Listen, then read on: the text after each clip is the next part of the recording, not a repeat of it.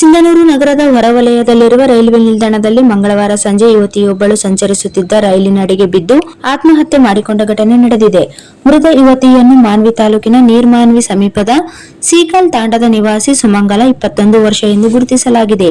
ಅವರು ಸಿಂಧನೂರು ನಗರದ ಸರ್ಕಾರಿ ಪ್ರಥಮ ದರ್ಜೆ ಕಾಲೇಜಿನ ಎದುರುಗಡೆ ಇರುವ ಸಮಾಜ ಕಲ್ಯಾಣ ಇಲಾಖೆಯ ಮೆಟ್ರಿಕ್ ನಂತರ ಬಾಲಕಿಯರ ವಸತಿ ನಿಲಯದಲ್ಲಿ ವಾಸವಿದ್ದು ಬಿಎ ಪ್ರಥಮ ದರ್ಜೆದ ವಿದ್ಯಾರ್ಥಿನಿಯಾಗಿದ್ದರು ಎಂದು ತಿಳಿದುಬಂದಿದೆ.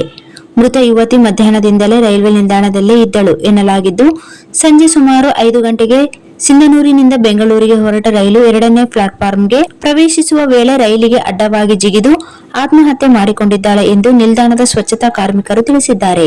ಘಟನೆಯ ಮಾಹಿತಿ ತಿಳಿಯುತ್ತಿದ್ದಂತೆ ಡಿವೈಎಸ್ಪಿ ಚಂದ್ರಶೇಖರ್ ಜಿ ನಾಯಕ್ ಹಾಗೂ ಶಹರ ಪೊಲೀಸ್ ಠಾಣೆಯ ಇನ್ಸ್ಪೆಕ್ಟರ್ ವೀರಾರೆಡ್ಡಿ ಎಚ್ ಅವರು ಸ್ಥಳಕ್ಕೆ ಭೇಟಿ ನೀಡಿ ರೈಲ್ವೆ ಇಲಾಖೆ ಅಧಿಕಾರಿಗಳು ಹಾಗೂ ಸಿಬ್ಬಂದಿಗಳೊಂದಿಗೆ ಪರಿಶೀಲನೆ ನಡೆಸಿ ಮಾಹಿತಿ ಸಂಗ್ರಹಿಸಿದರು.